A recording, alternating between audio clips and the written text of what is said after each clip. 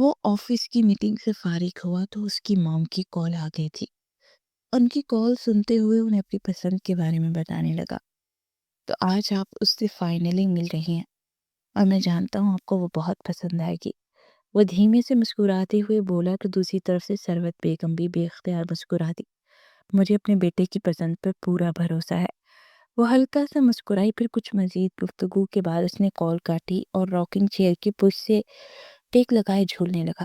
ساتھ ہی بے اختیار اس لڑکی کو سوچنے لگا جس سے صبح آتے وہ کہہ آیا تھا کہ آج وہ تیار رہے، اور اس کی آنکھوں میں کس قدر حیرت تھی۔ اس لڑکی کی آنکھیں بولتی تھی، وہ ان آنکھوں پر فدا تھا۔ وہ بہت خوبصورت نہیں تھی مگر پھر بھی بہت حسین لگتی تھی۔ وہ جانتا تھا وہ خود ہی اسے حسین بنائے گا، اس کی محبت اسے حسین بنائے گی، اس کی ہر تکلیف دور کر کے وہ اسے مسکرانا سکھائے گا تو وہ گلاب کی طرح کھل اٹھے گی۔ پھر وہ حویلی جانے کے لیے نکلا تو باہر کافی زیادہ بارش ہو رہی تھی۔ وہ جیسے ہی حویلی کے لیے نکلا مگر نہیں جانتا تھا وہاں اس کے لیے طوفان منتظر ہے۔ لاہور کی دسمبر کی یکبستہ صبح تھی۔ دن نے ہر شے کو اپنی سفید چادر میں لپیٹ رکھا تھا۔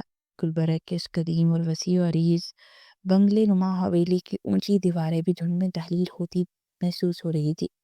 سردی کی شدت اتنی تھی کہ ہڈیاں تک ٹھٹر رہی تھی، مگر حویلی کے پچھواڑے میں بنے کچن کے ٹھنڈے فرش پر بیٹھی ایمان کری یہ موسم کسی عذاب سے کم نہیں تھا۔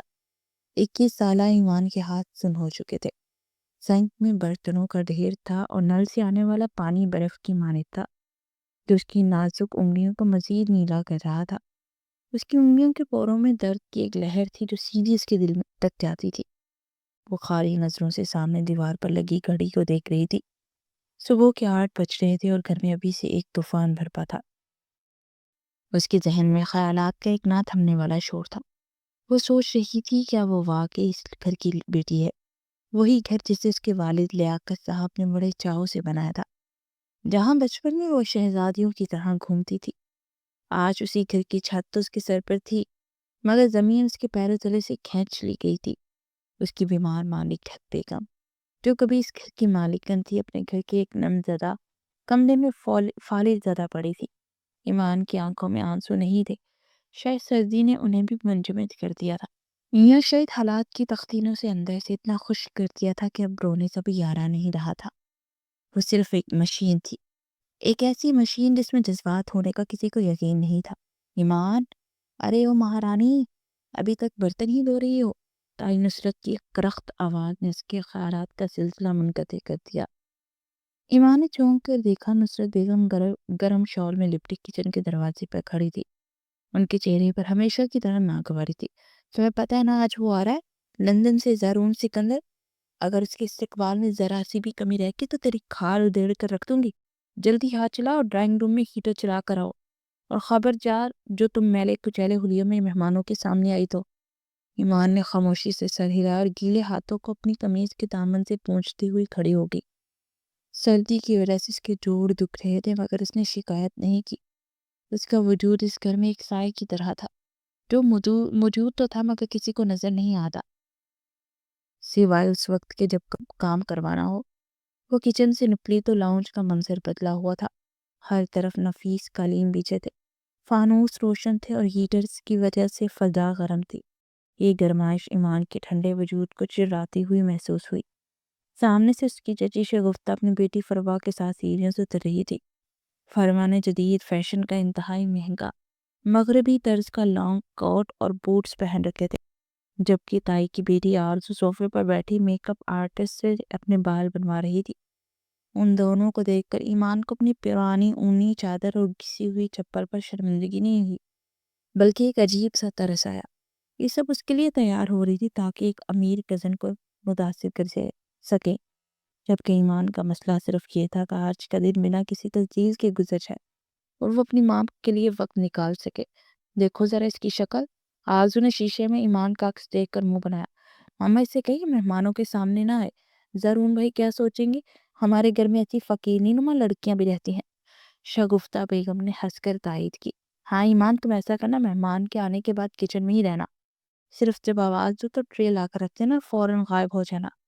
ایمان کے اندر ایک لاوا پک رہا تھا، الفاظ اس کے حلق تک آئے کہ چیخ کر کہے کہ یہ گھر میرا ہے، یہ فرنیچر، یہ فانوس، یہ دیواریں سب میرے باپ کی کمائی ہے۔ تم لوگ صرف ایک قابض ہو۔ مگر پھر وہاں کا خیال آ گیا۔ اگر اس نے زبان کھولی تو شاید ماں کی دوائی بھی بند ہو جائے۔ اس نے ضبط کا کڑوا گھونٹ بھرا اور سر جھکا کر ڈرائنگ روم کی طرف بڑھ گئی تاکہ ہیٹر چیک کر سکے۔ ابھی وہ ڈرائنگ روم کے دروازے کے پاس ہی پہنچی تھی کہ باہر پورچ میں ایک بھاری گاڑی کی رکنے کی آواز آئی۔ گھر میں جیسے خطرے کی گھنٹی بج گئی۔ آگے، ہائے اللہ، میں تو ابھی تیار بھی نہیں ہوئی۔ آرزو بوکھلاہٹ میں کھڑی ہوئی۔ نصرت اور شگفتہ بیگم جلدی سے دروازے کی طرف بھاگی۔ ایمان نے چاہا کہ وہ کچن کی طرف بھاگ جائے، مگر تائی کا حکم یاد آیا کہ راستے سے وزنی ڈیکوریشن پیس ہٹانا تھا جو کل سے وہاں رکھا تھا۔ جلدی سے اس بھاری پیتل کے گلدان کی طرف بڑھی جو کہ عین داخلی دروازے کے پاس رکھا تھا۔ سردی کی وجہ سے اس کے ہاتھ سنتے گرفت کمزور۔ جیسے ہی مرکزی دروازہ کھلا، دھند کے بادلوں کے ساتھ ایک انتہائی وجیہہ اور قداور شخص اندر داخل ہوا۔ زارون سکندر، سیاہ ٹرنچ کوٹ، گلے میں نفیس مفلر، ہاتھوں میں چمڑے کے دستانے اور چہرے پر بلاہ کی سنجیدگی۔ وہ لندن کی سرد فضاؤں کا عاری لگ رہا تھا۔ اس کی شخصیت میں ایک ایسا ٹھہراؤ اور رعب تھا کہ ہوا بھی جیسے رک گئی ہو۔ اس کے قدموں کی چاپ مضبوط اور نپی تلی تھی۔ ایمان جو گلدان اٹھانے کی کوشش کر رہی تھی، اچانک آمد سے گھبرا گئی۔ اس کی سنجیدہ انگلیاں گلدان کا بوجھ سہار نہ سکی اور اس کے ہاتھوں سے پھسل گیا۔ اس سے پہلے کہ گلدان زمین پر گر کر شور مچاتا، ایمان نے اسے بچانے کے لیے چھلانگ لگائی، مگر خود کو سنبھال نہ سکی اور سیدھی زارون کے راستے میں آ گری۔ گلدان تو بچ گیا، مگر اس کے اندر موجود پانی چھلک کر زارون کے چمکتے ہوئے سیاہ بوٹس اور پینٹ کے پائنچے پر جا گرا۔ وقت جیسے تھم گیا۔ شدید سردی میں ایمان فرش پر گری ہوئی تھی۔ اس کے گھٹنے پر چوٹ لگی تھی اور ٹھنڈا پانی اس کے کپڑوں کو بھگو رہا تھا، لیکن اسے درد سے زیادہ خوف محسوس ہوا۔ سامنے کھڑے شخص نے حرکت نہیں کی۔ زارون نے آہستگی سے نیچے دیکھا جہاں ایک لڑکی فرش پر گری کانپ رہی تھی۔ اس کے جوتے گیلے ہو چکے تھے۔ اس کے چہرے پر کوئی تاثر نہیں ابھرا، نہ غصہ نہ ہمدردی، بس ایک گہرا سکوت۔ اس نے دھیرے سے اپنا چشمہ اتارا اور ایمان کو دیکھا۔ Welcome home Zaroon. آرزو اور تائی پیچھے سے چیخی، مگر زارون نے ہاتھ اٹھا کر انہیں خاموش رہنے کا اشارہ کیا۔ اس کی نظریں صرف فرش پر گری ایمان پر تھی۔ اٹھو۔ اس کی آواز ٹھاری، پاٹدار اور انتہائی سرد تھی۔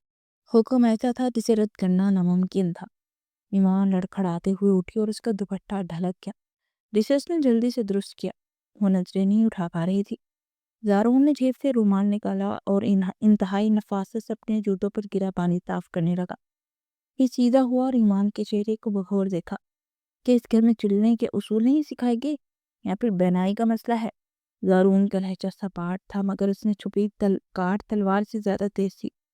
وہ طنز نہیں کر رہا تھا، وہ پوچھ رہا تھا، ایک ایسے انداز میں جو سامنے والے کو ریزہ ریزہ کرتے۔ ایمان کا دل چاہا زمین پھٹ جائے اور اس میں سما جائے۔ اس نے ہمت مجتمع کی اور پہلی بار سر اٹھا کر اس اجنبی کو دیکھا۔ زارون کی آنکھیں گہری جھیل کی طرح تھی جن میں کوئی جذبہ پڑنا ناممکن تھا۔ وہ صرف جانچ رہا تھا۔ ایمان کے اندر کی انا جو برسوں سے دبی تھی، اس لہجے کی تلخی پر کروٹ لے کر جاگ اٹھی۔ معاف کیجیے گا۔ ایمان کی آواز اتنی دھیمی تھی مگر اس میں کپکپاہٹ نہیں تھی۔ ہاتھ سردی سے سنتے، ارادہ آپ کے جوتے خراب کرنے کا نہیں تھا، صرف راستہ صاف کرنے کا تھا۔ جہاں تک بہنائی کی بات ہے تو بعض اوقات دھند اتنی گہری ہوتی ہے کہ انسان کو اپنی مجبوری کے سوا کچھ نظر نہیں آتا۔ یہ جواب غیر متوقع تھا۔ نصرت بیگم کا منہ کھلے کا کھلا رہ گیا۔ ایک نوکرانی نما لڑکی اور زارون کے آگے زبان چلا۔ زارون کی آنکھوں میں ایک لمحے کے لیے چمک آئی، حیرت کی یا ستائش کی، یہ بتانا مشکل تھا۔ اس نے ایک قدم آگے بڑھایا۔ اب وہ ایمان کے بالکل قریب تھا۔ دھند باہر ہے محترمہ، گھر کے اندر نہیں۔ اپنی مجبوری کو اپنی نااہلی کا جواز مت بنائیے۔ غلطی تسلیم کرنا سیکھیں، عذر پیش کرنا کمزوروں کا کام ہے۔ زارون نے انتہائی سرد مہری سے کہا اور اسے سائڈ پر کرتے ہوئے آگے بڑھ گیا۔ اس کا جملہ ایمان کے دل پر نشتر کی طرح لگا۔ کمزور؟ اس نے دل میں دہرایا۔ تم کیا جانو زارون سکندر کہ میں کتنی بڑی جنگ لڑ رہی ہوں؟ تائی نصرت فوراً زارون کے پیچھے لپکی۔ او بیٹا، آئی ایم سو سوری، یہ لڑکی بس ایسے ہی ہے، دماغ تھوڑا کم ہے اس کا، یتیم ہے اور ہم نے سرس کھا کر پالا ہوا ہے۔ تم اس کی باتوں کو برا مت ماننا۔ جاؤ ایمان، دپا ہو جاؤ یہاں سے، مہمان کے لیے کافی لاؤ۔ ایمان نے اپنے آنسو روک کے لنگڑاتی ہوئی کچن کی طرف چلی گئی۔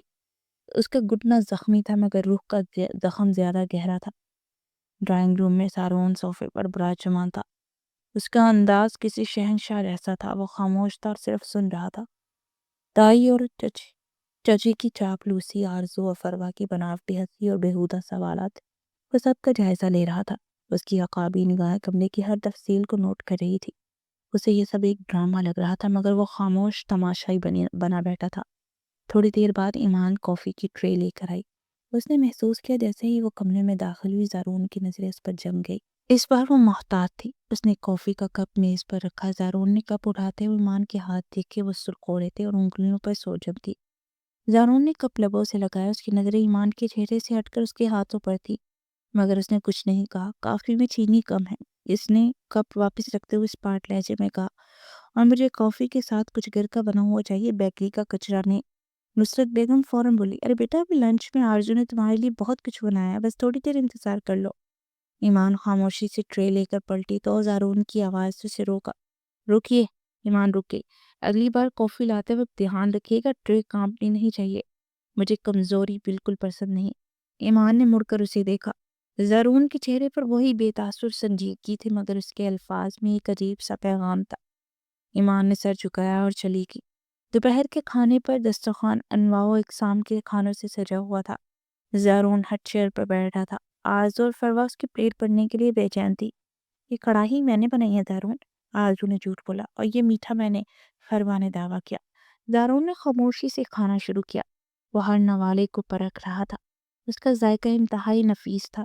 کچن میں کھڑی ایمان سب سن رہی تھی۔ اس نے صبح سے محنت کر کے یہ سب بنایا تھا اپنے جلے ہوئے ہاتھوں کے ساتھ، مگر کریڈٹ کوئی اور لے رہا تھا۔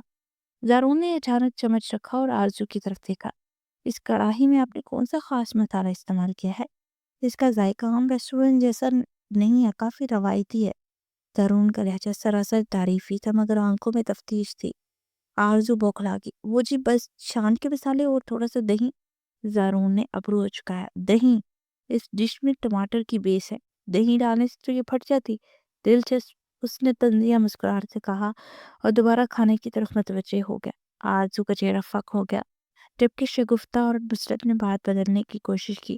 زارون سمجھ چکا تھا کہ یہ ہاتھ کھانے بنانے والے نہیں ہیں مگر اس نے پردہ نہیں رکھا۔ وہ جاننا چاہتا تھا کہ پردے کے پیچھے کون ہے۔ رات گہری ہو چکی تھی، دن مزید گنی ہو گئی اور حویلی میں خاموشی چھا گئی۔ زارون کو نیند نہیں آ رہی تھی۔ وہ اپنے کمرے سے نکلا اور ٹہلتا ہوا نیچے آیا۔ کمرے کے پچھلے حصے کی طرف جاتے اسے ایک مدھم سی روشنی نظر آئی۔ یہ اسٹور روم نہیں تھا بلکہ ایک پرانا سا برآمدہ تھا جسے شیشے لگا کر بند کیا گیا تھا۔ زارون تجسس کے ہاتھوں مجبور ہو کر کھڑکی کے قریب کیا تو اندر کا منظر دیکھ کر اس کے قدم وہی جم گئے۔ اندر ہیٹر کی مدھم روشنی میں فرش پر وہی لڑکی ایمان بیٹھی تھی اور اس کے کندھوں پر وہی پرانی اونی چادر تھی مگر اس وقت وہ برتن نہیں دھو رہی تھی، نہ ہی جھاڑو لگا رہی تھی۔ اس کے سامنے ایک کینوس رکھا تھا اور اس کے ہاتھ میں برش تھا۔ وہ پینٹنگ کر رہی تھی۔ اس کے چہرے پر دن بھر والی تھکن یا بے چارگی نہیں تھی بلکہ ایک عجیب سا ٹرانس تھا، ایک روحانی سکون۔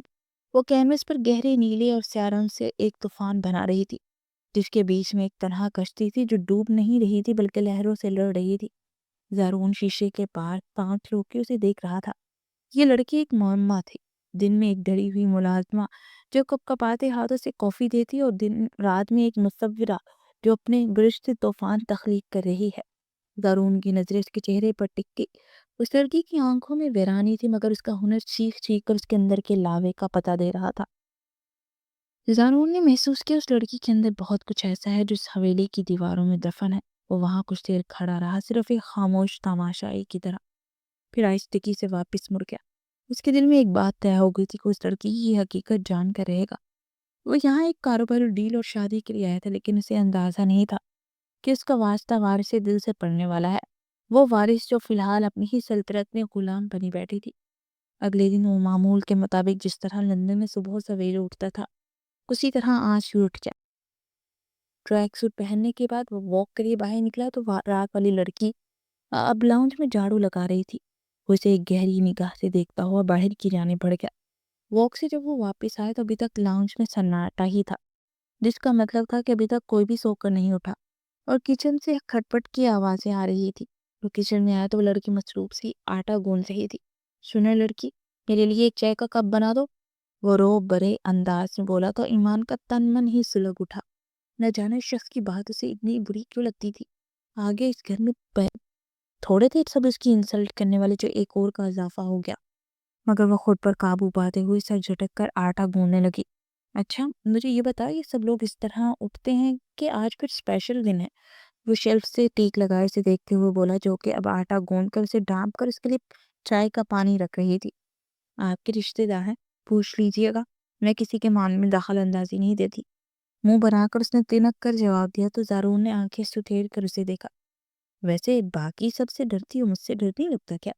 मेरे सामने जैसे जुबान चलाती है, दूसरों के सामने भी अपने हक के लिए जुबान चलाया करो। वो तमज़िया लहजे में बोला, और ये वो उसे उकसाना चाहता था इस बात पर कि वो अपने हक के लिए लड़े। उसे न जाने क्यों बुरा लगता था, उसे वैसे भी ऐसे लोग बहुत गुस्सा दिलाते थे, जो दूसरों से दब कर रहते हैं। जो अपने हक के लिए बोले, उसे ऐसे ही लोग पसंद थे। और उसके सामने तो बोल पड़ती थी, मगर बाकी सबसे डरती थी। और ये बात उसे खटकती थी। देखिए, आप यहाँ से चले जाइए। किसी ने आपको यहाँ पर देख लिया ना, हंगामा भरपा हो जाएगा। और मुझे अपनी इज्जत बहुत प्यारी है। वो दांत पीस कर बोली, क्योंकि उस शख्स की निगाहें उसे सख्त गुस्सा दिला रही थी, जो निगाहों ही निगाहों में इसका एक्सरे कर रहा था। चाय बनने के बाद वो चाय थाम कर अपने कमरे की जानिब बढ़ गया। चाय पीने के बाद उसने कुछ देर आराम किया और फिर फ्रेश होकर नीचे आया तो पूरे घर में हुल्लड़ मची हुई थी। हर तरफ से ईमान ईमान की आवाज़ें थी। ईमान चाय ले आओ, ईमान पराठा ले आओ, और ईमान गिनचक्कर बनी हर एक की ख्वाहिश पूरी कर रही थी। उसे आता देखकर सब लोग उसकी जानिब मुतवज्जे हो गए। वो सबको सलाम करता हुआ चेहरा घसीट कर बैठ गया। अरे बेटा, ये लो जूस, मेरी फरवा ने बनाया है। चाची ने बड़ी महारत से जूट खोला था, और उसने बेख्तियार ईमान की तरफ देखा, जो कि पराठा रखने आई थी। लगता है आप बहुत जल्दी उठ जाते हैं। अब देखिए ना, मैं यहाँ नाश्ते पर आया हूँ तो सब लोग रेडी हैं। ज़रूर ने पराठा प्लेट में रखते हुए कहा। हाँ हाँ, वो आरज़ू ने ना सबको सुबह सुबह ही कर लिया था। फिर अब ईमान ने उठ के पराठे वगैरह उतार लिए हैं, और चाय वगैरह बना देगी। बाकी बड़े बड़े काम मेरी आरज़ू कर लेती है। उनकी जुबान फराटे से झूठ बोल रही थी। अच्छा, बड़ी बात है। लेकिन 8 बजे तक जब मैं वॉक करके घर वापस आया तो पूरा घर सोया हुआ था, और ईमान किचन में लगी थी अकेली। उसने अपने अज़ली मुंहफट अंदाज में कहा तो सबके रंग मुतगय्यर हो गए, और ईमान ने चौंक कर उसकी जानिब देखा, जो उसके हक में बोल रहा था। मगर उसका यह इसके हक में बोलने से बुरी तरह चुभा था, क्योंकि वो जानती थी वो बोल तो चुका है, मगर सब लोग अब उसी के पीछे हाथ धोकर पड़ने वाले होंगे, और उसी को कहा जाएगा कि वो जुबान को पाइल करने की कोशिश करी है, जबकि उसका ऐसा कोई इरादा नहीं था।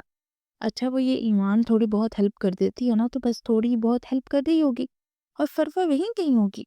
उसने बताया नहीं होगा, पागल ने, कैची ने घूरते हुए कहा। जरूर ने माथा मसलते नाश्ता करना शुरू कर दिया, मगर निगाहें बार बार किचन की तरफ ईमान पर ही जा रही थी, जो वहाँ काम करने में मसरूफ थी। नाश्ता करने के बाद वो अपने ऑफिस मीटिंग के लिए निकल गया। ज़ारून के जाते ही ताई अम्मा और चाची उसके पीछे पड़ गई थी। तुम्हें बार बार उसके सामने आना जरूरी होता है क्या? मना किया है ना, उसके सामने मत आया कर। चाची ने उसके बाजू को दबोचते हुए चीख कर कहा। मैंने तो कुछ नहीं किया, मैं तो अपना काम कर रही थी। वो खुद ही किचन में आए थे और मैंने उन्हें जाने के लिए भी कहा था। वो मिनमिनाते हुए बोली, जा दफा हो जा यहाँ से। अगर तेरी वजह से मेरी बेटी का रिश्ता ना हुआ ना, तो लग पता जाएगा तुझे। चाची ने उसे धक्का देते हुए कहा। वो बमुश्किल गिरते गिरते बची थी। फिर वो खुद को संभालती हुई टूटे दिल के साथ वापिस किचन की जाने बढ़ गई, जहाँ पर ढेरों बर्तन धोने वाले पड़े थे। मगर ध्यान उसका अपनी माँ की तरफ ही था, जो कि अपनी तकलीफ से बेहाल हुई थी, और वो पूरे दिन की मसरूफियत की वजह से अपनी माँ का ठीक से ध्यान भी नहीं रख पाती थी। दिल ही दिल में मलाल बढ़ता जा रहा था, और पेट में भूख की वजह से दर्द भी हो रहा था। लेकिन अगर वो सारा काम छोड़कर खाने के लिए बैठती तो फिर भी सब लोगों ने उसके पीछे पड़ जाना था। इसीलिए उसने जल्दी से सब काम समेटा, और अपने लिए रोटी ट्रे में रखकर अपनी माँ के पास आ गई। उन्हें भी वो रूखी सोखी रोटी खिलाई, जो सबकी बची हुई थी। उसे तो अलग से अपनी माँ के लिए कुछ भी बनाने की इजाज़त नहीं थी। बेटा, रोटी थोड़ी सी सख्त है, लगता है बहुत ज़्यादा ठंडी होने की वजह से ऐसी हो गई है। तुम इसको गर्म ही कर लाती। उसकी माँ ने बेबसी से कहा तो ईमान के हलक में जैसे नवाला अटक गया। मैं ओवन में अभी गर्म करके ले आती हूँ, आप यहाँ बैठिए। वो कहकर जल्दी से रोटी उठाए बाहर आई, और ओवन में रोटी गर्म कर ही रही थी कि ताई अम्मा वहां पर दरदराती हुई पहुंच गई। ना मुझे ये बता दे, یہ بل تیرا باپ نے دینا ہے قبر سے آ کر، بند کر یہ۔ وہ غصے سے بولتی اوون کا سوئچ آف کر گئی۔ وہ نم آنکھوں سے اس بے حس عورت کو دیکھنے لگی جو اسے کھانا تک گرم کرنے کی اجازت نہیں دے رہی تھی، اور وہ پورا دن اس گھر کے لیے کھپتی تھی۔ کبھی کبھی اس کا دل چاہتا تھا کہ وہ چیخ چیخ کر ان کے آگے بولے اور انہیں کہے کہ یہ میرا گھر ہے، آپ سب لوگ یہاں سے نکل جائیں اور میں اپنے گھر کو خود ہی سنبھال لوں گی، مگر وہ کچھ بھی نہیں کر سکتی تھی، کیونکہ اس کی ماں بیمار تھی اور باپ اس دنیا میں نہیں تھا، اور ماں باپ کا ساتھ اولاد کو بڑا مضبوط بنا دیتا ہے۔ وہ اسی طرح روٹی لے کر واپس آ گئی۔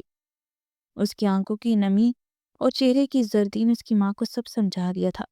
اس بار ماں نے ایک بار بھی نہیں کہا کہ روٹی چبائی نہیں جا رہی۔ وہ چپ چاپ کھا رہی تھی اور ایمان بھی آنسوں کے گھونٹوں کے ساتھ حلق میں نوالے اتار رہی تھی۔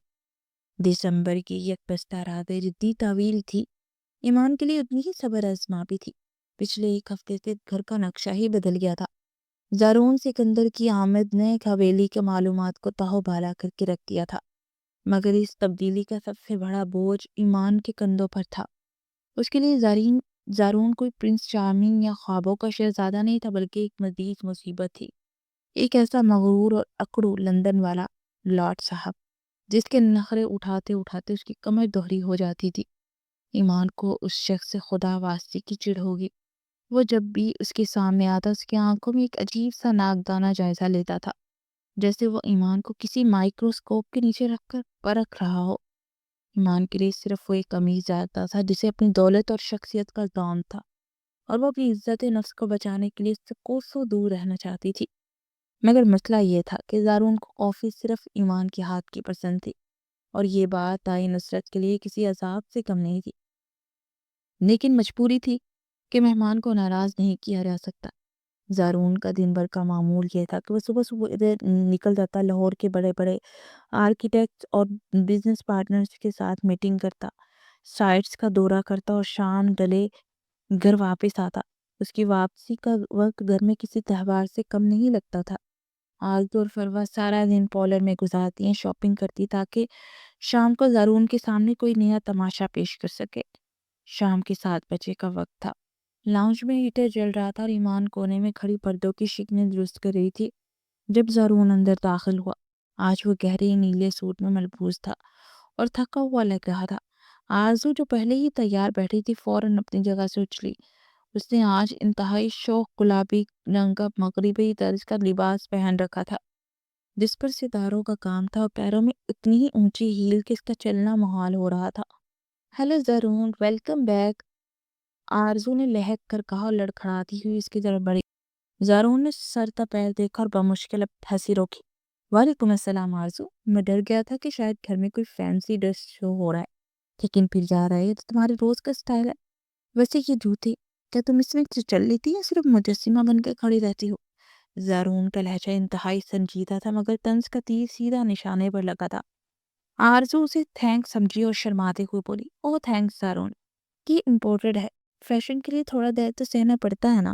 دوسری طرف فروہ جو خود کو بہت بڑی سمارٹ ثابت کرنے کی کوشش میں تھی، ہاتھ میں ایک انگریزی ناول پکڑے جسے وہ الٹا پکڑے ہوئے تھی، زارون کی طرف متوجہ ہوئی۔ زارون، میں سوچ رہی ہوں تمہارے نئے پروجیکٹ کے آرکیٹیکچر پر بات ڈسکس کروں، مجھے بلڈنگ کے اسٹرکچر پر بہت انٹرسٹ ہے۔ زارون نے صوفے پہ بیٹھتے ہوئے ٹائی کی نوٹ ڈھیلی کی اور مسکرایا۔ ضرور فروہ، لیکن پہلے یہ بتاؤ کہ تم عمارتوں کے نقشے بھی ویسے ہی الٹے دیکھتی ہو جیسے یہ کتاب الٹی پکڑی ہوئی ہے؟ فروہ ہڑبڑا کر کتاب سینٹی کرنے لگی، جبکہ زارون نے کہا نہیں لگایا، بس ایک ذومعنی مسکراہٹ اس کے لبوں پر آئی۔ ایمان جو یہ سب دیکھ رہی تھی دل ہی دل میں زارون کی حاضر جوابی پر حیران ہوئی، مگر اسے یہ سب بیہودہ لگا۔ وہ خاموشی سے وہاں سے نکلنے لگی تو زارون کی آواز نے اسے جکڑ لیا۔ مس ایمان، میری کافی؟ اس کے لہجے میں وہی تحکم تھا جو ایمان کو زہر لگتا تھا۔ اس نے مڑ کر دیکھا، زارون اب سنجیدہ ہو چکا تھا اور سیدھا اسے ہی دیکھ رہا تھا۔ ابھی لاتی ہوں، اس نے مختصر جواب دیا اور کچن میں چلی گئی۔ کچن میں جا کر اس نے غصے سے برتن پڑھے، خود کو سمجھتا کیا بادشاہ سلامت، ذرا سی دیر ہو جائے تو ماتھے پر بل پڑ جاتے، اللہ کرے اس کی کافی میں چینی کی جگہ نمک ڈل جائے۔ وہ بڑبڑاتی رہی، مگر کافی احتیاط سے بنائی کیونکہ وہ تائی کی ڈانٹ نہیں سننا چاہتی تھی۔ جب وہ ٹرے لے کر واپس لاؤنج میں آئی تو وہاں تائی نصرت اور ششگفتہ بھی آ چکی تھی۔ اور زارون کی خوشامد میں لگی ہوئی تھی۔ ایمان نے کافی کا کپ زارون کے سامنے رکھا۔ زارون نے ایک گھونٹ بھرا اور آنکھیں موند لی۔ پرفیکٹ، پورے لاہور میں ایسی کافی نہیں ملتی مس ایمان۔ کیا آپ نے کافی بنانے کا کوئی ڈپلوما کیا ہے یا پھر یہ کوئی خاندانی راز ہے؟ زارون نے اس کی طرف دیکھ کر پوچھا۔ ایمان نے نظریں نہیں اٹھائی، وہ بس وہاں سے جانا چاہتی تھی۔ ہر کام کے لیے ڈگری کی ضرورت نہیں ہوتی، کچھ چیزیں مجبوری سکھا دیتی ہیں۔ ایمان نے اسپاٹ لہجے میں جواب دیا۔ تائی نصرت نے اسے گھورا۔ زیادہ زبان مت چلاؤ، جاؤ باقی کام دیکھو۔ ایمان جانے لگی تو زارون نے پھر ٹوکا۔ رکیے، میں نے ابھی بات ختم نہیں کی۔ ایمان، آپ سارا دن کام کرتی ہیں، کبھی تھکتی نہیں ہے؟ میں دیکھتا ہوں جب میں صبح جاتا ہوں تب بھی آپ کام کر رہی ہوتی ہیں، رات کو واپسی پر بھی۔ کیا آپ کو آرام کا وقت نہیں ملتا؟ اس سوال میں ہمدردی تھی یا تجسس، ایمان کو سمجھ نہیں ہے، مگر اسے زارون کی ہمدردی بھی ایک ڈھونگ لگی۔ اس نے چہرہ اٹھایا۔ اس کی آنکھوں میں تھکن کے گہرے سائے تھے، مگر لہجہ چٹان کی طرح سخت تھا۔ غریبوں کو تھکنے کا حق نہیں ہوتا مسٹر زارون، اور ویسے بھی یہ میرا گھر ہے۔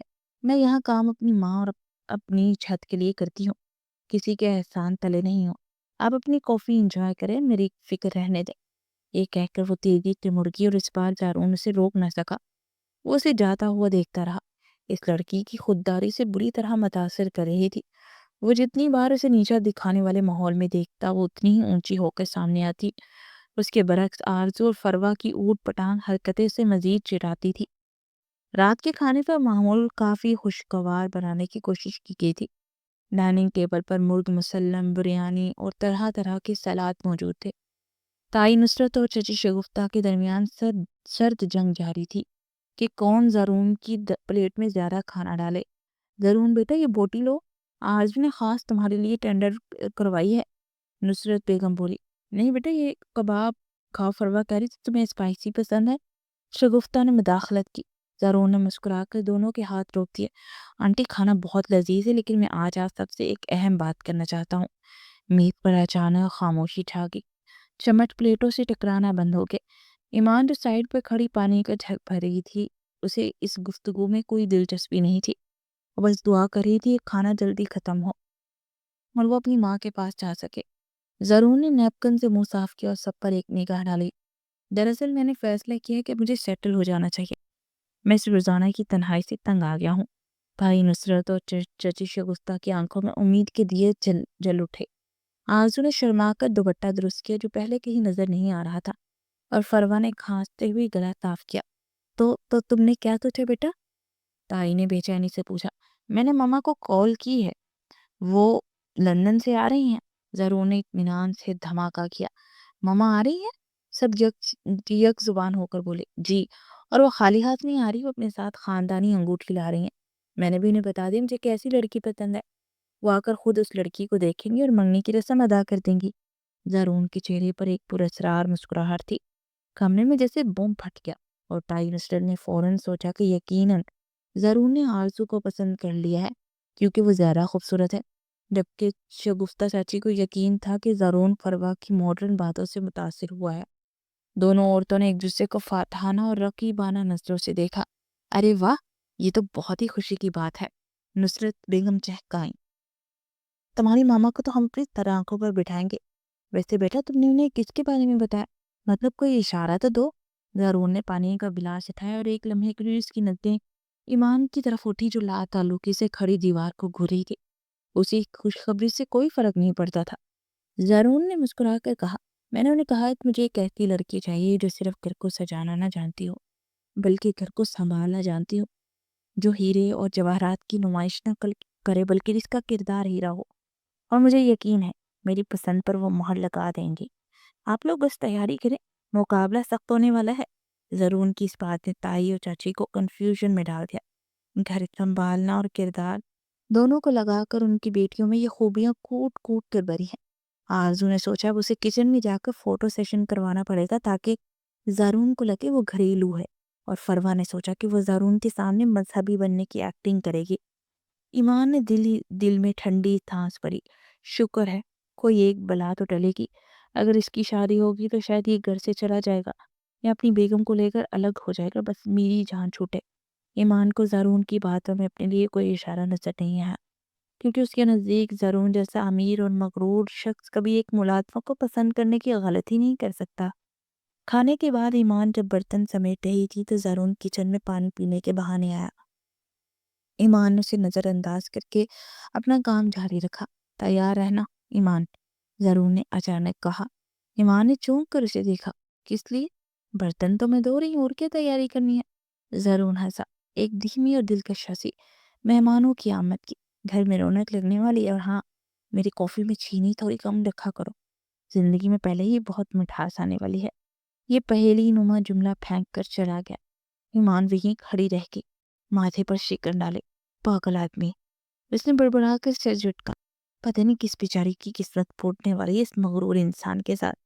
وہ نہیں جانتی تھی کہ زارون کی زندگی کی مٹھاس کا تعلق اسی کے ہاتھوں کی بنی کافی سے جڑا تھا۔ باہر لاؤنج میں تائی اور چچی نے اپنی بیٹیوں کی ٹریننگ شروع کر دی تھی۔ آرزو، کل سے تم صبح اٹھو گی اور زارون کے سامنے نماز پڑھو گی، تائی نے حکم دیا۔ اور فروا، تم کل سے جینز نہیں پہنو گی، شلوار قمیض نکالو، چچی نے ہدایت دی۔ گھر ایک میدان جنگ بن چکا تھا، اور زارون اپنے کمرے میں کھڑکی کے پاس کھڑا کافی کا کپ ہاتھ میں لیے نیچے صحن کو دیکھ رہا تھا، جہاں دن میں لپٹی ہوئی بتیاں جل رہی تھی۔ بہت جلد مس ایمان آپ کو پتہ چل جائے گا کہ زارون سکندر کیا چیز ہے۔ آپ جس پنجرے میں قید ہے، اس کی چابی میرے پاس ہے۔ اس نے خود کلامی کی اور مسکرا دیا۔ جنگ کا بغل بج چکا تھا اور اب اگلا ہفتہ فیصلہ کن تھا۔ لاہور پر دسمبر کی وہ رات کسی عذاب کی طرح اتری تھی۔ آسمان کا تھینا پھٹا ہوا تھا اور بارش قہر بن کر برس رہی تھی۔ تیز ہواؤں کے جھکڑ حویلی کی کھڑکیوں سے ٹکرا رہے تھے، جیسے اندر آنے کی اجازت مانگ رہے ہوں۔ مگر حویلی کے پچھواڑے والے بوسیدہ کمرے میں اس سے کہیں بڑا طوفان برپا تھا۔ ایمان کی ماں نگہت بیگم، جو پچھلے کئی سالوں سے فالج زدہ خاموشی کی چادر اوڑھے پڑی تھی، آج اچانک سانس اکھڑنے کی وجہ سے تڑپ رہی تھی۔ ان کا چہرہ نیلا پڑا تھا اور وہ ہوا کے لیے مچھلی کی طرح تڑپ رہی تھی، اور ایمان کی حالت پاگلوں جیسی ہوگی۔ اس نے ماں کا سر اپنی گود میں رکھا تھا اور آنسوں کی جھڑی اس کے رخساروں پر بہہ رہی تھی۔ ماں، ہمت کرے ماں، میں ڈاکٹر کو لاتی ہوں، کچھ نہیں ہوگا آپ کو۔ ایمان کی آواز کانپ رہی تھی۔ اس نے ماں کو تکیے کا سہارا دیا اور دوپٹہ سر پر لے کر دیوانہ وار باہر کی طرف بھاگی۔ صحن میں پانی کھڑا ہوا تھا اور بارش کی بوندیں نشتر کی طرح چبھ رہی تھی، مگر ایمان کو کوئی ہوش نہیں تھا۔ وہ بھاگتی ہی مرکزی عمارت کے دروازے پر پہنچی اور زور زور سے دروازہ پیٹنے لگی۔ اندر سکوت تھا، تب گہری نیند سو رہے گے۔ تائی جان، خدا کے لیے دروازہ کھولے، چاچی جان، میری ماں مر رہی ہے، مجھے گاڑی کی چابی دے دیں یا ایمبولینس کو فون کر دیں۔ ایمان کی چیخیں بارش کے شور میں دب رہی تھی۔ اس نے اپنی مٹھیوں سے لکڑی کے بھاری دروازوں کو پیٹا۔ کافی دیر بعد جب اس کی امید دم توڑنے لگی تو دروازہ ذرا سا کھلا۔ تائی نصرت کی نیند بھری اور بیزار صورت نظر آئی۔ کیا مصیبت ہے ایمان؟ آدھی رات کو کیوں ہنگامہ مچا رکھا ہے؟ جن بھوتوں کی طرح چیخ رہی ہو؟ تائی نے کرختگی سے ڈانٹا۔ ایمان ان کے پیروں میں گرنے والی ہوگی۔ تائی جان، امی کی سانس رکی ہے، خدا را ڈرائیور کو اٹھا دیں یا چابی دے دیں، ہمیں ہاسپٹل جانا ہے ورنہ وہ مر جائیں گی۔ تائی نے حقارت سے اسے دیکھا اور پھر آسمان کی طرح۔ پاگل ہوگی ہو؟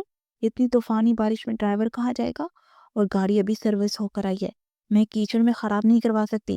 یہ تمہاری ماں کا روز کا ڈرامہ ہے، جا کر گرم پانی پلاؤ، سو وہ دیکھی جائے گی۔ یہ کہہ کر انہوں نے بے حسی سے انتہا کرتے ہوئے دروازہ ایمان کے منہ پر بند کر دیا۔ ایمان پتھر کی ہو گئی۔ اسے یقین نہیں آ رہا تھا کوئی انسان اتنا ظالم کیسے ہو سکتا ہے۔ وہ دروازہ دوبارہ پیٹنے لگی۔ چچی، آرزو، کوئی تو خدا کا خوف کرو۔ مگر اندر سے اب کوئی آواز نہیں آیا، بلکہ لائٹ بھی بند کر دی گئی تھی۔ ایمان مایوسی کے عالم میں واپس بارش میں بھیگتی ہوئی پورچ کی طرف بھاگی۔ شاید وہ گیٹ کھول کر سڑک پر جا سکے اور کوئی رکشہ مل جائے، حالانکہ اس طوفان میں یہ ناممکن تھا۔ وہ گیٹ کی طرف بھاگ رہی تھی اور کیچڑ میں اس کا پاؤں پھسلا اور وہ منہ کے بل گر پڑی۔ اس کے گھٹنے اور کوہنیاں چھل گئی، کپڑے کیچڑ میں لت پت ہو گئے اور وہ وہیں زمین پر بیٹھ کر دھاڑے مار مار کر رونے لگی۔ یا اللہ، کوئی مدد بھیج، میری ماں کو بچا لے۔ اس کی فریاد آسمان کے شور کو چیرتی ہوئی اوپر تک گئی تھی۔ اچانک اندھیرے کو چیرتی ہوئی تیز ہیڈ لائٹس کی روشنی اس کے چہرے پر پڑی۔ گیٹ کھلا اور زارون کی گاڑی تیزی سے اندر داخل ہوئی۔ زارون آج ایک لیٹ نائٹ میٹنگ سے واپس آ رہا تھا۔ بارش میں پورچ کے فرش پر بیٹھی ایک لڑکی کو دیکھ کر اس نے فوراً بریک لگائی۔ وہ گاڑی سے اترا نہیں بلکہ چھلانگ لگا کر باہر آیا تھا۔ بارش نے پل بھر میں اس کا مہنگا سوٹ بھگو دیا۔ ایمان، زارون نے حیرت اور صدمے سے اسے دیکھا۔ یہاں کیا کر رہی ہو؟ ایمان نے بھیگی ہوئی آنکھوں سے اسے دیکھا۔ اس وقت سے ضرور نے کوئی اکڑ امید زیادہ نہیں بلکہ ایک امید کی کرن نظر آئی۔ وہ لڑکھڑا کر اٹھی اور اس کی قمیض پکڑ لی۔ زرون صاحب، میری ماں مر جائے گی، پلیز ہاسپٹل۔ تائی نے دروازہ نہیں کھولا، اس کی آواز میں ہچکیاں تھی۔ زرون کا چہرہ غصے سے تمتمایا۔ اس نے ایک نظر بند دروازے پر ڈالی، پھر ایمان کا ہاتھ تھام کر اسے سہارا دیا۔ چلو میرے ساتھ۔ اس نے کوئی سوال نہیں کیا، کوئی وضاحت نہیں مانگی۔ وہ ایمان کے ساتھ دوڑتا ہوا پچھواڑے والے کمرے میں گیا۔ نکھت بیگم کی حالت تشویشناک تھی۔ زرون نے ایک لمحہ ضائع کیے بغیر نکھت بیگم کو اپنی مضبوط باہوں میں اٹھایا۔ اس کے اپنا سوٹ، اس کی گائے، سب کچھ اس وقت بے معنی تھے۔ اس نے نکھت بیگم کو گاڑی کی پچھلی سیٹ پر لٹایا اور ایمان کو آگے بیٹھنے کا اشارہ کیا۔ گاڑی طوفان کی طرح ہسپتال کی طرف روانہ ہوئی۔ راستے پر ایمان پیچھے مڑ مڑ کر ماں کو دیکھتی رہی اور آیت الکرسی کا ورد کرتی رہی، جبکہ زرون انتہائی مہارت اور تیزی سے گاڑی ڈرائیو کر رہا تھا۔ اس کا چہرہ بے حد سنجیدہ تھا، مگر آنکھوں میں ایمان کے لیے ایک ایسی فکر تھی جو وہ خود بھی نہیں سمجھ پا رہی تھی۔ ہسپتال پہنچتے ہی زرون نے ایمرجنسی وارڈ میں کوہرام مچا دیا۔ ڈاکٹرز فوراً متوجہ ہوئے، علاج شروع ہوا۔ ایمان باہر بینچ پر گیلی اور کانپتی ہوئی بیٹھی تھی، سردی اس کی ہڈیوں میں اتر رہی تھی۔ زرون کہیں گیا تھا اور تھوڑی دیر بعد ایک گرم کافی کا کپ اور شال لے آیا۔ اس نے کندھوں سے شال ایمان کے کندھوں پر ڈالی۔ ایمان نے چونک کر اسے دیکھا۔ پی لو، ہمت کی ضرورت ہے تمہیں۔ زرون کا لہجہ نرم تھا، وہ زرون جو ہمیشہ طنز کرتا تھا آج اس کی آواز میں مرہم تھی۔ تھوڑی دیر بعد ڈاکٹر باہر آیا۔ حالت خطرے سے باہر ہے، مگر مریضہ انتہائی کمزور ہے۔ ایسا لگتا ہے انہیں کئی مہینوں سے مناسب غذا ادویات نہیں مل رہے۔ یہ صرف بیماری نہیں، غفلت کا نتیجہ ہے۔ یہ شاید کافی عرصے سے بیمار تھی اور ان کا پراپر علاج نہیں ہوا۔ اگر ہوتا تو یہ مسئلہ نہ ہوتا، اور اگر آج کھانے میں آدھا گھنٹہ بھی دیر ہوتی وہ نہیں بچتی۔ ڈاکٹر کے الفاظ ایمان کے دل پر بوجھ بن گئے۔ وہ شرمندہ تھی، مگر زارون کی مٹھیاں بھینچ گئی۔ اس نے ڈاکٹر سے کہا، ڈاکٹر اب غفلت نہیں ہوگی، اب بہترین علاج شروع کریں، پیسوں کی فکر نہ کریں، بس وہ صحت یاب ہونی چاہیے۔ زرون وارڈ کے اندر گیا۔ نکھت بیگم نیم بے ہوشی میں تھی۔ زرون ان کے سرہانے کھڑا ہوا اور آہستگی سے بولا، آنٹی آپ فکر نہ کریں، میں آپ کے برے دن ختم ہو گئے، اب آپ کا بیٹا آ گیا ہے۔ ایمان دروازے پر کھڑی یہ سن رہی تھی۔ اسے سمجھ نہیں آیا زارون خود کو بیٹا کیوں کہہ رہا ہے، وہ اتنا مہربان کیوں ہے، مگر اس وقت اس کے دل میں زارون کے لیے بے پناہ احسان مندی تھی۔ اس نے سوچا یہ شخص باہر سے پتھر ہے، مگر اندر شاید انسان ہے۔ اگلی صبح سورج نکلنے کے بعد ہی حویلی میں ایک نیا ہنگامہ برپا تھا۔ رات کے واقعے کی خبر تائی اور چچی کو ہو چکی تھی، مگر وہ شرمندہ ہونے کی بجائے اس بات پر چیخ پاتی کہ زرون ان دونوں ماں بیٹی کو لے کر گیا تھا، لیکن انہیں اپنی صفائیاں پیش کرنے کا موقع نہیں ملا کیونکہ آج بڑا دن تھا۔ زرون کی والدہ بیگم ثروت سکندر لندن سے تشریف لا رہی تھی۔ گھر کو دلہنوں کی طرح سجایا گیا تھا۔ تائی اور چاچی نے اپنی بیٹیوں کو ایسے تیار کیا تھا جیسے کسی مقابلہ حسن کے لیے بھیج رہی ہوں۔ آرزو نے سرخ رنگ کا شرارہ پہنا تھا اور فروا نے ہلکے نیلے رنگ کا فینسی گاؤن۔ دونوں کے چہروں پر مصنوعی مسکراہٹیں سجی تھی۔ زرون جو رات بھر جھاگا ہوا تھا اور ہاسپٹل سے ہو کر آیا تھا، فریش ہو کر لانچ میں موجود تھا۔ وہ آج روایتی شلوار قمیض اور سیاہ پینٹ کوٹ میں ملبوس تھا اور کیا مڈا رہا تھا۔ ایمان بھی ہسپتال سے واپس آ چکی تھی کیونکہ ماں کی حالت اب بہتر تھی اور وہاں نرس موجود تھی۔ تائی نے اسے سختی سے حکم دیا تھا وہ مہمانوں کے سامنے نہ آئے، صرف پردے کے پیچھے رہ کر کھانے کا انتظام دیکھے۔ ایمان نے تھکی ہوئی آنکھوں اور پیلے چہرے کے ساتھ ہمیشہ کی طرح سر جھکا لیا۔ وہ باورچی خانے کے دروازے کی اوٹ میں کھڑی تھی۔ گاڑی کا ہارن بجا اور بیگم ثروت سکندر انتہائی وقار کے ساتھ اندر داخل ہوئی۔ وہ ایک نفیس اور سلجھی ہوئی خاتون تھی۔ ان کی شخصیت میں زارون جیسی ہی ذہانت جھلک رہی تھی۔ تائی اور چاچی نے ان کا پرتپاک استقبال کیا۔ پھولوں کے ہار پہنائے گئے۔ آرزو اور فروا بھاری بھاری آگے بڑھی اور جھک کر سلام کیا۔ ماشاءاللہ کتنی پیاری بچیاں ہیں، ثروت بیگم نے رسمی جملہ کہا۔ تائی فوراً بولی، بھابھی یہ آرزو تو بالکل گرہستی میں ماہر ہے، کل سے آپ کے استقبال کی تیاریوں میں لگی ہے۔ چچی نے لقمہ دیا۔ اور فروا تو اتنی سمجھدار ہے، بالکل زارون کے مزاج جیسی، ماڈرن پڑھی لکھی۔ زارون خاموش کھڑا تھا، ایسی مسکراہٹ اور طوفان سے پہلے کی خاموشی ہوتی ہے۔ ثروت بیگم نے زارون کی طرف دیکھا۔ ماں بیٹے کی نظریں ملی اور خاموش پیغام کا تبادلہ ہوا، سب بہت اچھا ہے نصرت بھابھی، ثروت بیگم نے چائے کا کپ رکھتے ہوئے کہا۔ مگر زارون نے مجھے بتایا اس گھر میں ایک اور بھی بیٹی ہے ایمان۔ یہ نام سنتے ہی تائی اور چاچی کے چہروں کا رنگ اڑ گیا۔ آرزو نے ناگواری سے منہ بنایا، جی وہ تو بس کچن میں ہوتی ہے، نوکروں کے ساتھ گل مل گئی ہے، اس کا تو حلیہ بھی ایسا نہیں کہ آپ کے سامنے آئے۔ تائی نے جلدی سے کہا۔ زارون نے بلند آواز میں پکارا، ایمان ذرا یہاں آئے۔ آواز میں ایسا حکم تھا کوئی روک نہ سکا۔ ایمان جو سب سن رہی تھی کانپتے قدموں کے ساتھ پردے کے پیچھے سے نکلی۔ اس نے سادہ سا سوتی جوڑا پہن رکھا تھا، دوپٹہ اچھی طرح اڑا تھا، چہرے پر میک اپ کا نام و نشان نہیں تھا، مگر رات بھر جاگنے اور پریشانی نے اس کی آنکھوں میں جو ویرانی اور معصومیت پیدا کی تھی وہ کسی بھی میک اپ سے زیادہ پرکشش تھی۔ وہ نظریں جھکائے کھڑی تھی۔ ثروت بیگم نے اسے سر تا پیر دیکھا، پھر وہ اپنی جگہ سے اٹھی۔ کمرے میں سناٹا چھا گیا، سب کی نظریں ثروت بیگم پر تھی۔ وہ آہستہ آہستہ چلتی ہوئی آرزو اور فروا کے پاس سے گزری اور سیدھا ایمان کے سامنے جا کر رک گئی۔ ایمان نے گھبرا کر سر اٹھایا۔ ثروت بیگم نے شفقت سے اس کے سر پر ہاتھ رکھا۔ ہیرے کو جتنی بھی مٹی میں دبا دو اس کی چمک نہیں چھپتی، انہوں نے دھیمی آواز میں کہا۔ پھر انہوں نے اپنے پرس سے ایک قدیم مخمل کی ڈبیا نکالی۔ تائی اور چاچی کی سانسیں رک گئی۔ ثروت بیگم نے ڈبیا کھولی، اس میں ایک انتہائی قیمتی خاندانی زمرد اور ہیرے کی انگوٹھی جگمگا رہی تھی۔ انہوں نے ایمان کا دایاں ہاتھ اپنے ہاتھ میں لیا۔ ایمان کے ہاتھ کھردرے اور ٹھنڈے تھے اور انگوٹھے پر ہلکا سا جلنے کا نشان تھا۔ ثروت بیگم نے اس ہاتھ کو چوما اور سب کے سامنے وہ انگوٹھی ایمان کی تیسری انگلی میں پہنا دی۔ ایمان کا منہ حیرت سے کھل گیا، اس کی آنکھیں پھٹی کی پھٹی رہ گئی۔ اسے لگا شاید وہ خواب دیکھ رہی ہے۔ کمرے میں جیسے بم پھٹ گیا تھا۔ تائی نصرت کا رنگ سیاہ پڑ گیا۔ وہ کرسی کے پشت پکڑ کر کھڑی ہو گئی جیسے فالج گر گیا ہو۔ چچی شگفتہ کے ہاتھ سے پلیٹ گرنے والی ہو گئی تھی۔ آرزو اور فروا کے چہروں پر ہوائیاں اڑنے لگی۔ یہ آپ کیا کر رہی ہیں بھابھی؟ تائی کی آواز میں ہسٹریائی چیخ تھی۔ اس 2 ٹکے کی لڑکی کو ہمارے گھر کی ملازمہ کو زارون کی بیوی بنائیں گی؟ زارون جو اب تک خاموش تھا اور آگے بڑھا اور ایمان کے کندھے پر مضبوطی سے ہاتھ رکھ کر اسے اپنی پناہ میں لے لیا۔ یہ ملازمہ نہیں، اس گھر کی اصلی وارث ہے تائی جان۔ زارون کی آواز خرشدار تھی۔ اور صرف گھر کی نہیں، یہ زارون سکندر کے دل کی بھی وارث ہے۔ مجھے گڑیاں سجانے کا کوئی شوق نہیں، مجھے ایک ہم سفر چاہیے، اور وہ اس بارش والی رات میں کیچڑ میں لت پت ماں کے قدموں میں ملی، نہ کہ میک اپ کی تاہوں میں۔ ایمان نے بھیگی پلکوں سے زارون کو دیکھا، جس کی آنکھوں میں اب کوئی طنز نہیں تھا، صرف ملکیت کا احساس تھا۔ وہ ششتر کھڑی تھی، انگوٹھی اس کی انگلی میں بھاری محسوس ہو رہی تھی، مگر زارون کا ساتھ اس سے زیادہ مضبوط لگ رہا تھا۔ یہ اس کی زندگی کا سب سے بڑا جھٹکا تھا اور اس کے مخالفین کے لیے عبرتناک شکست۔ حویلی کے ڈرائنگ روم میں جیسے وقت تھم سا گیا تھا۔ ثروت بیگم کے ہاتھوں سے پہنائی کی وہ ہیرے کی انگوٹھی ایمان کی سانولی انگلی میں ستاروں کی طرح جگمگا رہی تھی، مگر اس کی چمک نے تائی نصرت اور شگفتہ کی آنکھوں کو خیرہ اور دلوں کو سیاہ کر دیا تھا۔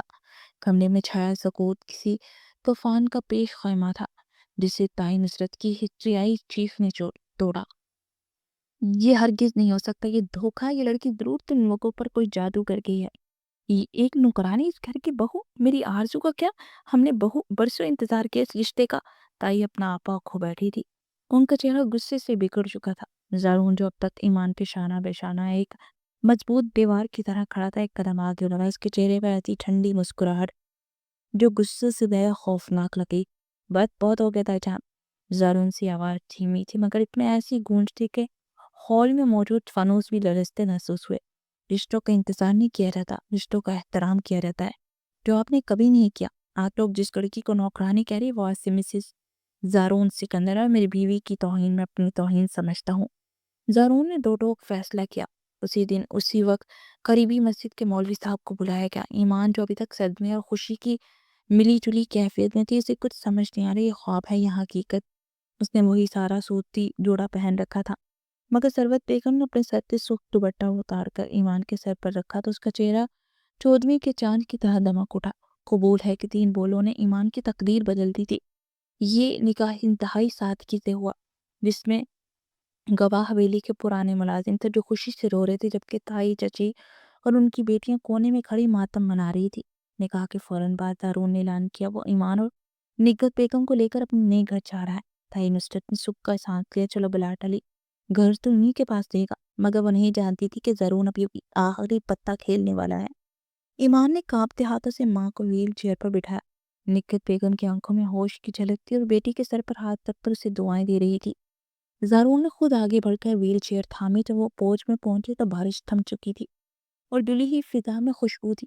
زارون نے ایمان کو گاڑی میں بٹھایا اور خود ڈرائیونگ سیٹ سنبھالی۔ گاڑی حویلی کے پھاٹک سے نکلی تو ایمان نے مڑ کر اس گھر کو دیکھا جہاں اس نے بچپن سے جوانی تک صرف دکھ سہے تھے، مگر آج وہ وہاں سے سر اٹھا کر جا رہی تھی۔ تقریباً آدھے گھنٹے کی ڈرائیو کے بعد گاڑی ڈیفنس کے ایک پرسکون علاقے میں ایک جدید طرز کے بنگلے کے سامنے رکی۔ یہ حویلی کی طرح قدیم اور پراسرار نہیں تھا، بلکہ کھلا اور روشن اور ہوادار تھا، جس کے لان میں تازہ کھلے گلاب مہک رہے تھے۔ گھر کے عملے نے پرتپاک استقبال کیا۔ زارون نے سب سے پہلے نکھت بیگم کو ان کے لیے تیار کیے گئے انتہائی آرام دہ کمرے میں شفٹ کیا، جہاں دو نرسیں پہلے سے موجود تھی۔ ڈاکٹرز کی ٹیم نے زارون کو یقین دلایا وہ بہترین ہاتھوں میں ہے۔ ماں کو سکون میں دیکھ کر ایمان کی آنکھوں سے شکر گزاری کے آنسو بہہ نکلے۔ وہ باہر لاؤنج میں آئی تو زارون وہیں کھڑا اسی کا انتظار کر رہا تھا۔ خوش آمدید مسز زارون، زارون نے مسکرا کر کہا۔ ایمان جھنجھکتے ہوئے صوفے پر بیٹھی۔ زارون صاحب، مجھے سمجھ نہیں آ رہا میں آپ کا شکریہ کیسے ادا کروں، آپ نے مجھ جیسی معمولی لڑکی کے لیے۔ زارون نے انگلی لبوں پر رکھ کر اسے خاموش کرایا۔ معمولی مت کہو، تم نایاب ہو۔ ابھی وہ بات کر ہی رہے تھے کہ زارون کا فون بجا۔ اس نے کال ریسیو کی اور اسپیکر پر ڈال دی۔ دوسری طرف سے تائی نصرت کی گھبرائی ہوئی آواز آئی۔ زارون بیٹا، یہ پولیس اور وکیل یہاں کیوں آئے ہیں؟ یہ کہہ رہے ہیں ہمیں گھر خالی کرنا ہوگا، یہ کیا مذاق ہے؟ زارون نے ایمان کی طرف دیکھا اور پھر فون پر انتہائی سرد لہجے میں کہا، یہ مذاق نہیں، انصاف ہے تائی جان۔ آپ لوگ جس حویلی میں رہ رہی ہیں وہ لیاقت انکل کی تھی اور قانونی طور پر اس کی وارث ایمان ہے۔ آپ لوگوں نے ناجائز قبضہ کیا تھا۔ میرے ڈیڈ کے پاس اس گھر کے اصل کاغذات امانت تھے جو میں لندن سے لایا ہوں۔ میں نے وکیل کو کہہ دیا آپ کے پاس صرف 24 گھنٹے ہیں گھر خالی کرنے کے لیے۔ فون کی دوسری طرف سے چیخو پکار اور معافیوں کی آوازیں آنے لگی۔ چاچی شگفتہ بھی روتے ہوئے فون پر آئی۔ بیٹا ہم کہاں جائیں گے؟ سڑک پر آ جائیں گے، ہم خدارا ایسا مت کرو۔ ایمان نے یہ سب سنا۔ اس کے چہرے پر ایک لمحے کے لیے سختی آئی۔ وہ تمام ظلم یاد آئے جب اسے بھوکا رکھا گیا، جب ماں کو دوا نہیں دی گئی، جب اسے نوکرانی بنا کر رکھا گیا۔ زارون نے سوالیہ نظروں سے ایمان کو دیکھا، جیسے پوچھ رہا ہو فیصلہ تمہارا ہے، ان کو نکال دو ایمان، انہوں نے تم پر بہت ظلم کیا ہے۔ زارون نے اکسایا۔ ایمان اٹھی اور آہستہ آہستہ چلتی زارون کے قریب آئی۔ اس نے زارون کے ہاتھ سے فون لیا۔ دوسری طرف خاموشی چھا گئی۔ وہ لوگ سانس روکے ایمان کے حکم کے منتظر تھے۔ تائی جان، ایمان کی آواز میں ٹھہراؤ تھا۔ میں ایمان بول رہی ہوں، وہی ایمان جسے آپ نے کل رات بارش میں دھکے دے کر نکالا تھا۔ دوسری طرف سے سسکیاں ابھری۔ میرا تو دل چاہتا آپ لوگوں کو ویسا ہی محسوس کراؤں جیسا میں نے میری ماں نے برسوں محسوس کیا، بے گھر، لاوارث اور بے بس۔ زارون نے تعریف بھری نظروں سے اپنی بیوی کو دیکھا، لیکن ایمان نے گہرا سانس لیا۔ لیکن میں لیاقت صاحب کی بیٹی ہوں، میرا صرف آپ جیسا نہیں ہے۔ مجھے وہ گھر نہیں چاہیے، کیونکہ وہ گھر اب میرے لیے صرف ایک بری یاد ہے۔ مجھے میرا گھر مل گیا، میرا گھر وہ ہے جہاں میرا محافظ میرے ساتھ ہے۔ آپ لوگ اس حویلی میں رہیں، بس اتنا یاد رکھیے گا یہ خیرات اس لڑکی نے دی ہے جسے آپ 2 ٹکے کی سمجھتی تھی۔ ایمان نے فون کاٹ کر زارون کو پکڑا دیا۔ زارون تھانا تر دے پناہ محبت سے اسے دیکھ رہا تھا۔ تم نے انہیں معاف کر دیا؟ وہ اس قابل نہیں تھی۔ ایمان نے مسکرا کر نفی میں سر ہلایا۔ میں نے معاف نہیں کیا، میں نے انہیں اپنے احسان تلے دبا دیا۔ گھر سے تو نکال دیتے تو شاید وہ مظلوم بن جاتے۔ اب وہ ساری زندگی شرمندہ رہیں گے، اور ویسے بھی نفرت کا بوجھ اٹھا کر میں اس نئے گھر میں نہیں آنا چاہتی تھی۔ زارون نے بے ساختہ ایمان کے ہاتھ تھام لیے اور انہیں چوم لیا۔ میں نے کہا تھا نا مجھے ہیرے کی پہچان ہے، تم واقعی وارث دل ہو۔ رات بھیگ چکی تھی، نئے گھر کی چھت پر ہلکی ہلکی بوندا باندی ہو رہی تھی، بالکل ویسے ہی بارش جیسی ان کی پہلی ملاقات پر تھی، مگر آج یہ بارش اذیت نہیں راحت دے رہی تھی۔ زارون اور ایمان چھت کی ریکنگ کے ساتھ کھڑے تھے۔ ایمان نے خوبصورت شال اوڑھ رکھی تھی اور زارون نے اس کی گرد اپنا بازو پھیلایا ہوا تھا۔ سامنے لاہور شہر روشنیوں میں نہایا ہوا تھا۔ ایمان، زارون نے سرگوشی کی۔ ایمان نے پلکیں اٹھا کر اسے دیکھا۔ جی، تمہیں پتہ ہے میں نے تمہیں کب دل دیا تھا؟ زارون نے اس کی آنکھوں میں جھانکتے ہوئے پوچھا۔ ایمان نے معصومیت سے سر ہلایا۔ اس پہلی رات جب تم میرے مہنگے جوتوں پر گری تھی، ایمان نے شرارت سے پوچھا۔ زارون ہنس پڑا۔ نہیں، جب تو مجھے تم پر بہت غصہ آیا۔ محبت مجھے تب ہوئی جب میں نے تمہیں اس ٹوٹی ہوئی کھڑکی سے چھپ کر پینٹنگ کرتے دیکھا۔ تم طوفان بنا رہی تھی مگر تمہارے چہرے پر سکون تھا۔ میں نے تب سوچا جو لڑکی اتنے دکھوں کے بیچ رہ کر بھی اپنے اندر کے فن کو مرنے نہیں دیتی وہ کتنی مضبوط ہوگی۔ مجھے ایسی ہی جیون ساتھی چاہیے تھی جو میری مصنوعی زندگی میں حقیقت کا رنگ بھر سکے۔ ایمان کی آنکھوں میں نمی تیرنے لگی۔ مجھے لگا آپ کو آرزو یا فلوا جیسی لڑکیاں پسند آئیں گی، میں تو بہت زیادہ ہوں۔ زارون نے اس کے چہرہ اپنے ہاتھوں کو پیالوں میں بھرا۔ سادگی ہی تو سب سے بڑی کشش ہے ایمان۔ تم اس کافی کی طرح ہو جس میں چینی کم ہو مگر اس کی خوشبو اور اثر دیر تک رہتا ہے۔ وہ لڑکیاں سوڈا واٹر تھی، جوش دکھایا اور ختم۔ تم سکون ہو اور سکندر ज़रून सिकंदर को ज़िंदगी में तो सिर्फ सुकून चाहिए। ईमान की गाल सुर्ख हो गई। ज़रून ने जेब से एक छोटी सी चीज़ निकाली। वो वही पेंट ब्रश था जो ईमान उस रात इस्तेमाल करी थी कि मैंने सिर्फ वहां से चुरा लिया था। ज़रून ने शरारत से कहा, क्यों? ईमान हैरान हुई। ताकि मैं अपनी ज़िंदगी के कैनवन तुम्हारे हवाले कर सकूं। ईमान, क्या तुम मेरे बेरंग दिनों को अपने रंगों से सजाओगी? माँ ने मुस्कुराते हुए ब्रश थामा और ज़रून के सीने पर रख दिया। मैं कोई बहुत बड़ी आर्टिस्ट तो नहीं है ज़रून साहब, मगर वादा करती हूँ आपकी ज़िंदगी में कभी उदासी का सुरमई रंग नहीं आने दूंगी।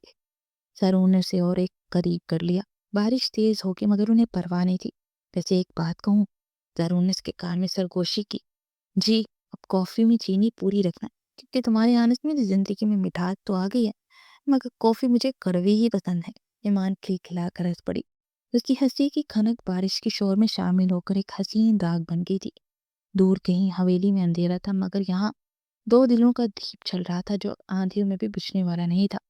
ये कहानी एक टूटी हुई लड़की की थी जो अब एक मलिका बन चुकी थी, और एक मगरूर शहजादे की जो अब मोहब्बत का फकीर था। मोहब्बत जीत गई थी और नफरत को हमेशा के लिए शिकस्त हो चुकी थी। 5 साल के बाद सिकंदर हाउस में आज भरपूर रौनक थी। सब बड़े लाउंज में बैठे हुए थे। सिकंदर साहब, निकत बेगम और सरवत बेगम बातें कर रहे थे, जबकि वह बच्चे वहां पर खेल रहे थे। और सामने टेरेस पर ईमान कैनवस पर अपने रंग बिखेर रही थी। वो इसी शाम का मंजर बना रही थी जहाँ पर खेलते हुए बच्चे बस सब बड़ी बातें कर रहे थे। और रेलिंग से टेक लगाए ज़रून मोहब्बत से उसे देख रहा था। वो कितनी हसीन हो गई थी और उसकी खुद की भी जिंदगी कितनी हसीन कर दी थी।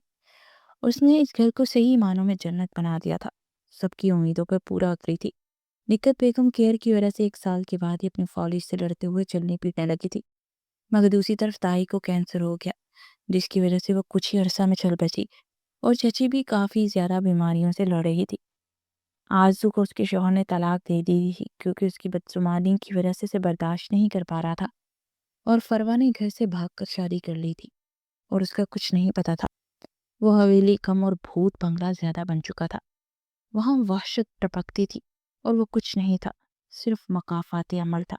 उन्होंने यतीम का हक खाया था, और यतीम का हक कितना बुरा है उसका अंदाज़ा उन्हें हो रहा था। अल्लाह पाक ने उनमें से हर एक को सजा दी थी, हर एक वहाँ शर्मिंदा था। कई बार वो लोग उनके दर पर माफ़ी मांगने आए थे, मगर निगहत बेगम ने उन्हें माफ़ तो कर दिया, लेकिन उन्हें कहा था कि वो उनसे मिलने ना आया करे, क्योंकि उन्हें देखकर वो दोबारा से वो जख्म याद आते थे जो उन लोगों ने उन्हें दिए थे, और ख़ास तौर पर उनकी परियों जैसी बेटी को। आज उनकी बेटी को उनके सब्र का फल मिला था। उसका शौहर उसे एक बहुत बड़ी आर्टिस्ट बना चुका था। वो दुनिया भर की बेहतरीन मुसव्वरा में से थी। उसके कैनवस के रंग जो बिखरते थे उसकी दुनिया दीवानी थी। उसके अलावा ज़ारून के बिजनेस में भी उसकी मदद करती थी। उसका टैलेंट ज़ारून ने खोल कर दुनिया के सामने रखा था। ज़्यादातर तो वो बिजनेस में ही मसरूफ़ रहती थी। तब आहिस्ता आहिस्ता कैनवस पर रंग बखेरना बंद कर दिए थे, मगर आज फिर से उसे खींच कर टेरेस पर ले आया और उसे दोबारा से वो ब्रश पकड़ा दिए, जिसकी वजह से उसकी ज़िंदगी में भी खुशियों के रंग भरे थे। वो जानता था इन रंगों को बखेर कर उसके चेहरे पर किस कदर सुकून और इत्मीनान आता है, और वो उसका यही सुकून और इत्मीनान हमेशा कायम रखना चाहता था। अरे भाई, आ भी जाओ तुम दोनों नीचे, लैला मजनू की जोड़ी, सिकंदर साहब ने उन्हें पुकारते हुए कहा। तो वो मुस्कुराता हुआ उसकी तरफ पलटा, जो कि अपना काम मुकम्मल कर चुकी थी। परफेक्ट, मैं कहता हूँ ये हम बेचेंगे नहीं, इसको तो मैं लाउंज में लगाऊंगा। वो सताइशी निगाहों से देखते हुए बोला, अच्छा जी, और ऐसा क्यों? अरे भाई, जब तुम बूढ़ी हो जाओगी, तुम्हारे हाथ कांपेंगे, फिर कैसे ये काम करोगी? अब कोई तो याद हमारे पास रखनी चाहिए ना। तुम तो पैसों के चक्कर में सब भी बेच देती हो। वो शरारती लहजे में बोला। वैसे बहुत ही बुरे हैं आप ज़ारून।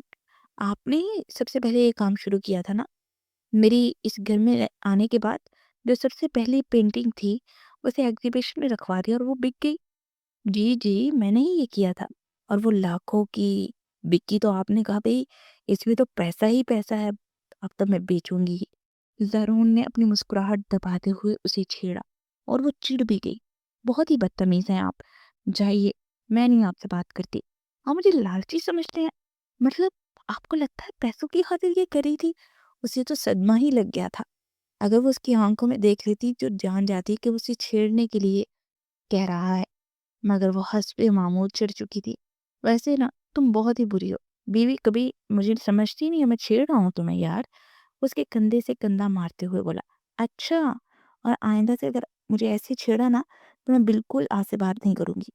आपको तो पहले ही पता है, मुझे वैसे भी अच्छा नहीं लगता इस तरह बेचना। मैं तो सिर्फ शौक के लिए करती थी। मुँह लटकाकर उसने कहा, तो ज़ारून को उस पर टूट कर प्यार है। ओ मेरी प्यारी सी जान, फिर क्या हुआ अगर तुम ये बेचती हो? और सारे ही आर्टिस्ट बेचते हैं, यही तो आर्टिस्ट की कीमत है। उनकी मेहनत की कीमत, उनके टैलेंट की कीमत। और हर एक टैलेंट चाहे वो बिकता भी है ना, वो टैलेंट ही होता है। और लोग इस टैलेंट की ही कीमत लगाते हैं।